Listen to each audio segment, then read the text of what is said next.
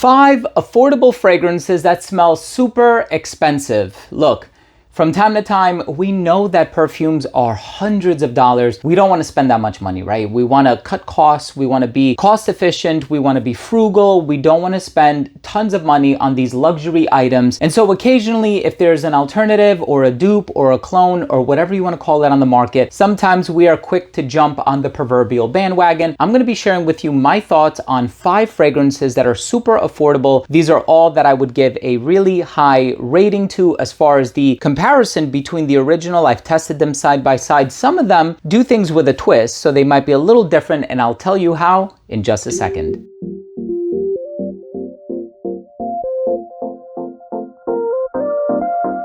Now, before I begin today's episode and I give you my thoughts on these 5 fragrances that are all incredibly affordable, they smell like more expensive fragrances. Some of them are niche, some of them are designer. One is a celebrity scent, and I'll tell you which ones are marketed for men and women and which ones are unisex. I'll try to break down the whole thing, of course, but before I start the video, I do want to mention that if you're a fan of fragrance-related content, and of course, if you love smelling your best, hit subscribe, hit the bell, and also please give this video a thumbs up for the algorithm. It would really mean a lot to me. So look, myself included, when I see a fragrance that's selling for like $500, I get incredibly discouraged, even if it's from some of my favorite brands. Now, here's the thing. I don't mind paying sometimes, right? Especially if I really love the brand and I want to support them and I want to support what they do. Trust me, I have spent tens of thousands of dollars on perfumes, if not more. I'm a little embarrassed to share how much I've actually spent on fragrances, but occasionally we find ourselves really loving a fragrance, but for whatever reason, it's not feasible for us to cough up that much money. Well, the first one I want to talk about is Santal 33 by Le Labo. The sandalwood, the papyrus, the vetiver, that earthy nature that it has underneath, and of course a little bit of cedarwood as well. It contains 33 ingredients, hence the namesake of the perfume. This one is composed by Frank Vocal, amazing perfumer. And this is such a beautiful fragrance. It is so characteristic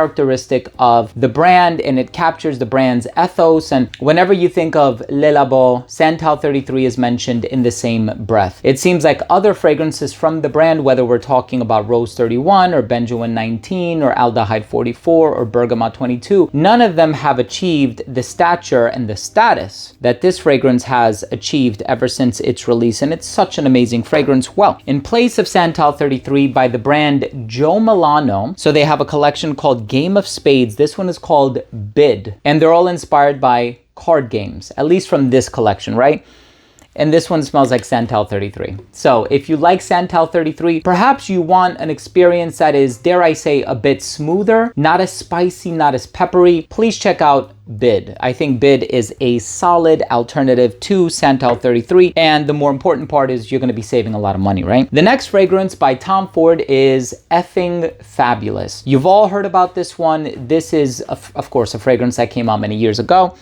So it's almond and leather. It's very expressive, it's very extroverted, and I like it because it's not overly sweet and the leather is not overly harsh or rough and tumble or aggressive. It actually strikes a really nice balance between being, extroverted and wanting of attention, if I can say that, but also being a bit demure. So I really like this fragrance. It strikes a nice balance. Instead of that, you can get, and they changed the name of it by Dossier. I think now it's called Ambery Sage. So Ambery Sage, again, very similar. All the notes are written on there. Bitter almond, sage, lavender, leathery notes, orris, vanilla, tonka bean. So I like it. It strikes a balance between being sweet and playful, but also being a bit on the reserved and classy side of things. I really do enjoy it. Now, of course, this next one, beautiful fragrance, Perseus by Parfums de Marly. I think Parfums de Marly really knocked it out of the park with this one. And you've heard the criticism, right? People say this one smells like Terre d'Hermès. People say it smells like Isola Blue by Roja Parfum. So there are a lot of brands that have utilized this DNA, this earthy, clean, citrusy vetiver fragrance, but this one is incredibly long lasting and it has this characteristic musk dry down. Instead of that, and this is one that I think is brand new, or I recently acquired it, by Latafa, it's called Art of Wood. Beautiful bottle on this presentation as well. It has a really nice texture to it. I know you can't feel it, and the wood here is embossed and it has the tree on the inside. This is really, really cool fragrance. So it smells like Perseus. However, there's more vanilla. So if you can imagine a sweeter, Perseus. That's exactly what you're gonna get with this one. Really nice. Especially if you thought of Perseus as being one of those like great spring and summer types of fragrances. If you want to make it a bit more autumnal, you can add that cozy vanilla in the Latafa counterpart. It's actually really, really good. All right, we have 2 Marleys on this list. This one, for a lot of people, is going to be the characteristic quintessential autumn fragrance that the brand has to offer, and it's none other than Altair. This is a beautiful vanilla fragrance. It's sweet, it's creamy, it's silky, it's smooth. It's very, very well blended. And of course, this one, for a lot of people, is going to be the #1 fall scent. When we're thinking of other fragrances from the brand, whether it be, you know, Carlisle or Haultain or Herod or Pegasus Exclusive or Layton Exclusive or what have you, all of those fragrances are, in my opinion, better suited for the winter time. The longevity is there, the lasting power is there. This one, however, screams fall. Instead of getting that, another Latafa. Art of Nature 2, not 1.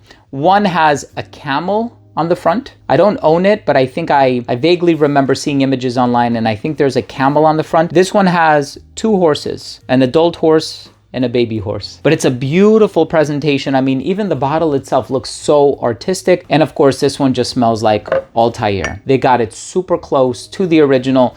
Why call a fragrance Art of Nature if it's a vanilla fragrance? I thought maybe this could have been the Perseus and this could have been the Altair, but it is what it is. Art of Nature 2, beautiful alternative to Altair. So the fragrance in the #1 spot, I think, is marketed for women, right? So the Marleys are marketed for men, even though there are a lot of women that really enjoy wearing Altair. The Tom Ford and the Dossier alternative are totally unisex, as is Santal 33. But the fragrance in the #1 spot, I believe, is marketed for women. It's a designer scent, of course, and this is also a fantastic fall perfume. So if you enjoy wearing gourmand fragrances, and I'm talking like gourmand, right? So there's marshmallow, there's vanilla, there's candied ginger, you have a little bit of jasmine, you have coconut milk in the fragrance as well. So it's utterly delicious. And at first I thought it was giving me Love Don't Be Shy by Kilian or Oriana by Marley vibes, until I did a bit more research and I saw what this one was really trying to emulate. And it's trying to emulate a perfume by Sabrina Carpenter, and it's called Sweet Tooth. You've seen it in the pink bottle, looks like a chocolate bar. This fragrance is a gorgeous gourmand. I think a lot of people will argue that it's feminine leaning, and I would agree to a large extent. And this one by Paris Corner is called Kissa Delicious. And again, as the name implies, it is a delicious gourmand perfume. I think it could be unisex, a little feminine leaning, but let me know. Have you tried any of these, or are you looking forward to trying any of these fragrances? I would love to hear from you, and I always appreciate the interaction. It means a lot to me, so drop your comment down below. And of course, if you took anything of value from today's episode, I would really appreciate it if you would consider supporting the channel by clicking subscribe, hitting the bell, and giving this video a thumbs up for the YouTube algorithm. It would really mean a lot to me. So thank you again so much for watching. I love you all, and we'll see you tomorrow with a new episode. Bye.